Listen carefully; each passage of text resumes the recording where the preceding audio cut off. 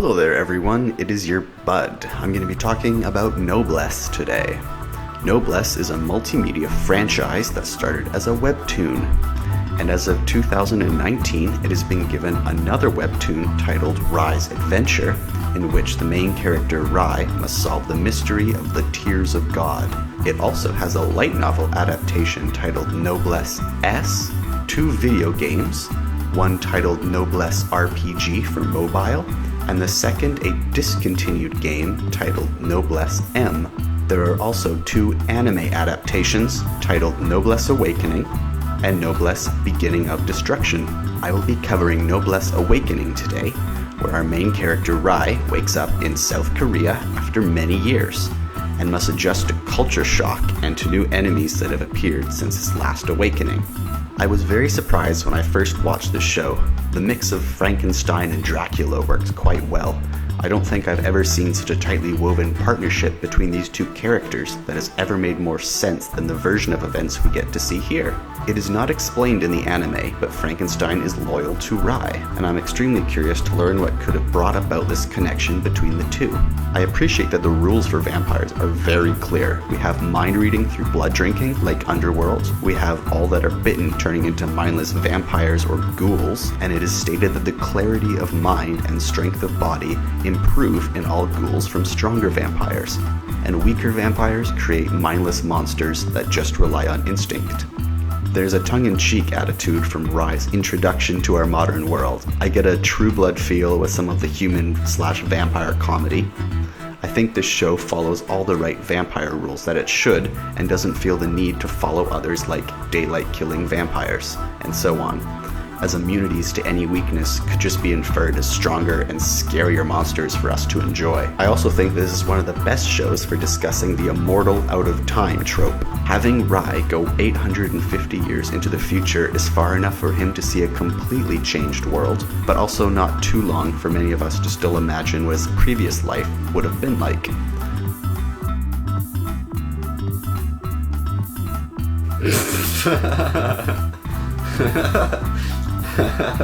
I do wish there were more episodes of Awakening, as I really like the concept of someone from the past struggling to grasp the meaning behind modern day actions. The transformations are pretty awesome too.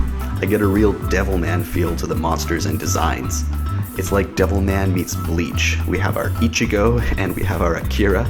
One of the best moments is when we learn that Rai has played a video game, and not too well either. I really had to laugh at the idea of an immortal experiencing death for the first time by getting owned in Call of Duty. As you can see in the clip that he doesn't even know how to aim, he's exactly like a noob. The intro states that immortals were known as nobles, and the strongest and the guardian of them all was the noblesse. When we first see Rai's coffin, it's being salvaged from underwater, and we keep getting these glimpses at a more interesting backstory. How did he get there? Has time brought whatever city he was in into the ocean during his sleep? Or was there a more nefarious cause to how he ended up in the sea? I guess we'll have to watch Noblesse Beginning of Destruction to find out how that came to be. The organization that seems to have been creating vampires during the Noblesse's sleep is very cruel. We are shown that those who do not succeed on their first try in training are immediately killed by a merciless man named Jack. Also, the female vampire Marie has blade arms that are pretty wicked looking. We have transformation and concealment of powers, like Bram Stoker's Dracula or Buffy the Vampire, when they change when they can keep their form hidden, like when Dracula turns into that giant man-bat monster. The Noblesse has also made it onto my best vampires ever list, from Bram Stoker's Dracula to Vampire Hunter D, Castlevania's Dracula and Alucard, Helsing's Alucard, Van Helsing's Dracula, Celine from Underworld, Mocha from Rosario Vampire, and Eric Northman from True Blood. The Noblesse is so interesting to me because of his humanity. It seems that he really is just an immortal living amongst us, and not some blood-sucking monster that cares for nothing but hunger. I feel that Rai is a mix of Gilgamesh from the Fatiest Fate Fight series, and Sebastian from Black Butler. He's a guardian with a well-developed sense of honor and compassion. In fact, I struggle to think of many compassionate vampires at all. Vampire Hunter D is the one that most immediately comes to mind, Although D is not passionate about living, he still cares for humans and acts as a middle ground between monstrous vampires and the multitudes of humanity. It seems the Noblesse was the first vampire, but what is Frankenstein? Is he the first of something different, purely brought about through science, or was he the first turned by the Noblesse? I get a very Alucard feeling about Frankenstein's release of powers. It's almost exact to when Integra orders Alucard's release 0.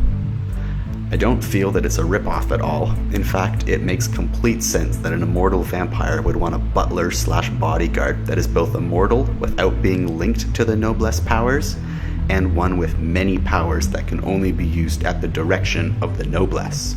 Although it is stated that he is the guardian of all the nobles, I believe his interest in educating himself about his surroundings and the willingness to talk to and befriend humans show that his role would be similar to the Avatar, except instead of bridging ours and the spirit world, he bridges vampires and humanity, and has the capabilities and authority to stop all vampires that he does not approve of, therefore policing his own nobles so their coexistence with humans goes the way the Noblesse plans. To let vampires run free would only cause more trouble and division that would negatively impact the nobles' existence that he guards.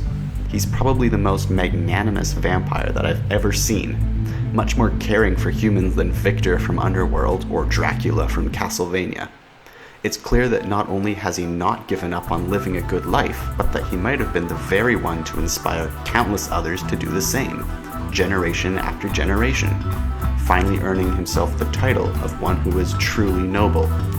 Thanks for watching the video. I hope you found this interesting. Please like and subscribe if you have any interest in more of this content, and I will see you in the next video.